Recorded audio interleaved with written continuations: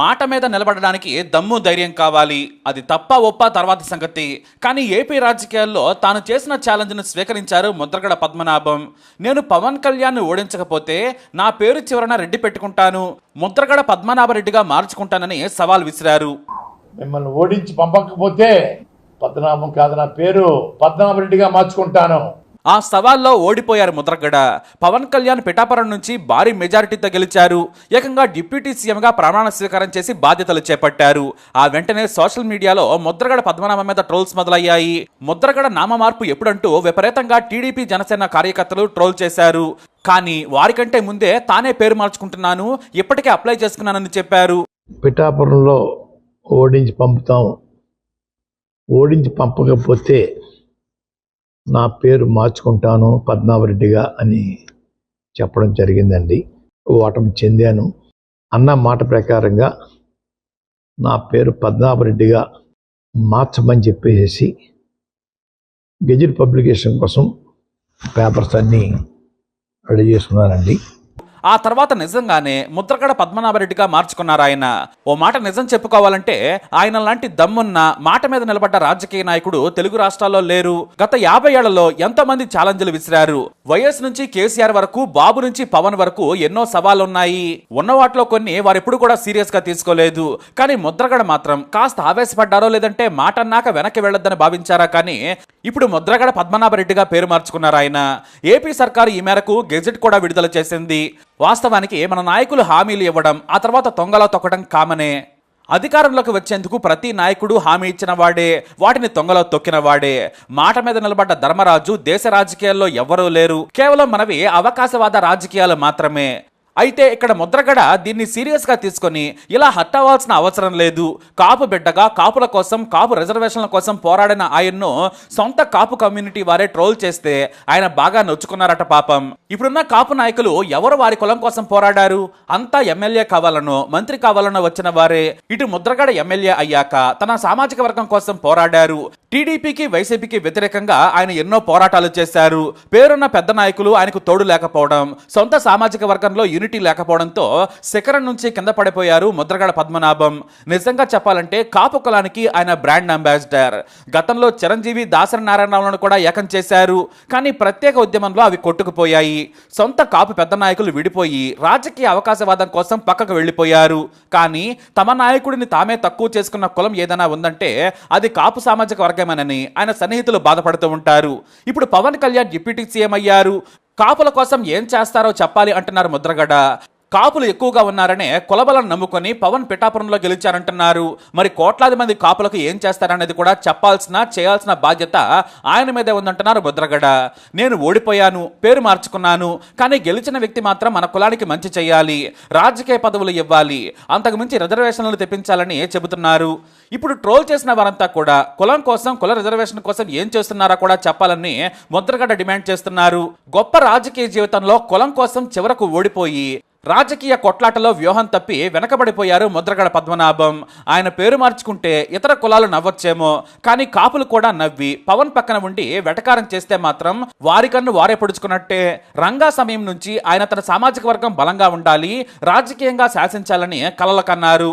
కానీ సొంత కులబలం లేకపోవడంతో టీడీపీ వైసీపీలతో జతకట్టాల్సి వచ్చింది. ఆయన గురించి, ఆయన గొప్పతనం గురించి తెలియని నేటి కీబోర్డ్ వారియర్స్ సోషల్ మీడియాలో 4 మీమ్స్ వేసి 6 కుళ్ళు జోకులు వేసి మురిసిపోవచ్చు. కానీ ఆయన శరీరం, మనసు మొత్తం కాపు వర్గం గురించి ఆలోచిస్తుంది. జగన్ పక్కన చేరడంతో విలనయ్యాడు, ఇటు బాబు పక్కన చేరినా విలనే. మరి ఆయన ఎటు వెళ్లాలనేది తెలియక మారిన పరిస్థితుల్లో కొట్టుమిట్టాడి చివరకు కాపు కాస్త ఇప్పుడు రెడ్ అయిపోయారు. ఆయన తండ్రి వీర్రాఘవరావు రాజకీయాల్లో చాలా పాపులర్ లీడర్. 1962-67లో 2 సార్లు ప్రతిపాడు ఇండిపెండెంట్ గా గెలిచిన కీర్తి ఆయనది.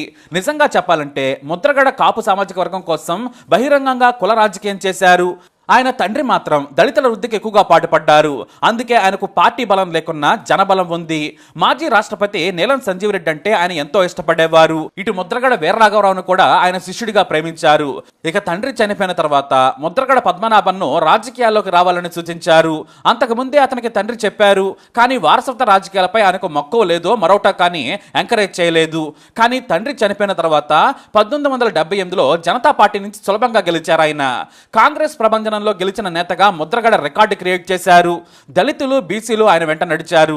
తండ్రి మాదిరిగానే సున్నిత మనస్కుడైన ఆయన ఎవరినైనా గౌరవంగా పిలిచి మాట్లాడేవారు. వయసులో చిన్నవారైనా కూడా అండి అంటూ రాజకీయ చతురత నేర్చుకున్నారు. ఆ తర్వాత 1978, 1989లో కూడా ముద్రగడ గెలిచారు. ఎంపీగా కూడా గెలిచి టీడీపీలో చేరారు. కాంగ్రెస్ లో మంత్రిగా చేసిన ముద్రగడ ఎన్టీఆర్ పిలుపుతో టీడీపీలో చేరారు. 1983, 85, 89లో ప్రతిపాడు నుంచి పోటీ చేసి గెలిచారు. టీడీపీలో నాడు గొడవలు రావడంతో కేఈ కృష్ణమూర్తి జానారెడ్డితో కలిసి తెలుగునాడు పార్టీ పెట్టేశారు. కాకపోతే ఏకంగా ప్రధాని రాజీవ్ గాంధీ స్వయంగా వీళ్ళందరినీ ఆహ్వానించడంతో ఆ తర్వాత కాంగ్రెస్ లో చేరిపోయారు. కాంగ్రెస్ నుంచి 89లో గెలిచారు. ఆ తర్వాత ఓడిపోయారు. ఇంకా చెప్పాలంటే ఇక ఆయన ప్రభ మెల్లిగా తగ్గడం మొదలుపెట్టింది. అయితే కాపుల రిజర్వేషన్లనైనా సాధించాలనే తపన ఆయనకుంది. 1956 వరకు కాపులను బీసీలుగా గుర్తించింది సర్కారు. కానీ నీలం సంజీవ్ రెడ్డి సీఎం అయిన తర్వాత వాటిని రద్దు చేశారు. మళ్ళీ దామోదరం సంజీవయ్య మీద ఒత్తిడి చేసి రిజర్వేషన్లను సాధించారు. ఆ తర్వాత మళ్ళీ కాంగ్రెస్ సర్కారు బీసీల లిస్టు తీసేసింది.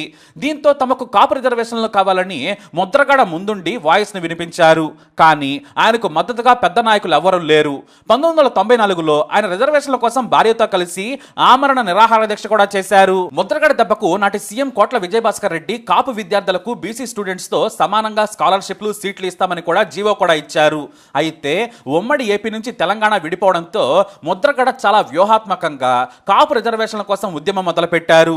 ఎందుకంటే ఆంధ్రాలోనే కాపులు ఎక్కువ, పైగా ఉద్యమం సులువవుతుందని నాడు చంద్రబాబు నాయుడు సర్కార్పై ఒత్తిడి తెచ్చారు. లేఖలు కూడా రాశారు. తుని దగ్గర పెట్టిన కాపు గర్జన సభ హింసాత్మకంగా మారింది. కొంతమంది జైలుకు కూడా వెళ్లారు. ముద్రగడ మీద కేసు నమోదు కావడంతో విజయవాడ రైల్వే కోర్టుకు ఈనాటికి కూడా హాజరవుతున్నారు. చంద్రబాబు నాయుడు కాపులకు అన్యాయం చేస్తున్నారని, పోలీసు రాజ్యం నడుస్తోందని విమర్శించారు. లేఖలు రాస్తూ ఒత్తిడి చేసుకుంటూనే వచ్చారు. అయితే జగన్ ఆడించినట్లు ఆడుతున్నారని ముద్రగడపై నాడు టీడీపీ ఫైర్ అయింది. ఇటు వైఎస్ జగన్ సీఎం అయిన తర్వాత కూడా ఆయనకేమీ మద్దతు తెలపలేదు. కాపులకు కోటా అనే మాటకే అర్థం లేదని జగన్ అనడంపై ముద్రగడ ఆక్షేపించారు. ఇలా ఆయన రెండు పార్టీలతోనూ ఫైట్ చేశారు. కాకపోతే వైఎస్ జగన్ పై కాస్త సున్నితంగా వ్యవహరించారు అనే విమర్శలైతే ఉన్నాయి. ఎందుకంటే బాబుకు నాడు కాపు కోటా కోసం డెడ్ లైన్ పెట్టిన ముద్రగడ జగన్ మాత్రం అలా ఒత్తిడి చేయలేదు. బాబు మీద చేసిన ప్రెజర్ టాక్టిక్స్ జగన్ మీద చేపట్టలేదు. ఇక ఇటు పవన్ కళ్యాణ్ టీడీపీకి మొదట వ్యతిరేకంగానే ఉన్నారు. టీడీపీతో 2024 ఎన్నికలకు ముందు ముద్రగడ ఇంటికి వెళుతున్నానని కూడా చెప్పారు పవన్ కళ్యాణ్. కానీ వెళ్లలేదు. అయితే చంద్రబాబు నాయుడే అడ్డుకున్నారనే విమర్శలు వచ్చాయి. దీంతో పవన్ కళ్యాణ్ వెళ్లలేదు. ముద్రగడ కూడా జనసేనలో చేరి పవన్ తో పోటీ చేయాలనుకున్నారు.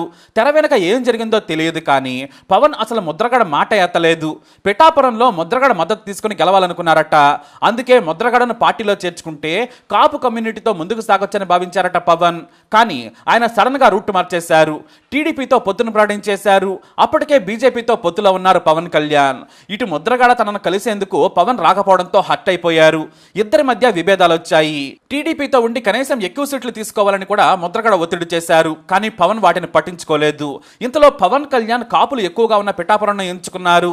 దీంతో కాపు ఓట్లను తన వైపుకు తిప్పుకునేందుకు వైఎస్ జగన్ ఏకంగా ముద్రగడను ఆయన కొడుకుకు రాజకీయ పదవులు ఇస్తానని చెప్పి పార్టీలో చేర్చుకున్నారు.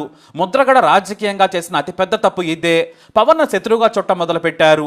వైసీపీ నాయకుడిగా పూర్తిగా రంగు పూసుకొని కాపులంతా వైసీపీకి ఓటు వేస్తారని, వంగా గీత కూడా కాపేనని ఆయన డైరెక్ట్ గా టార్గెట్ చేశారు.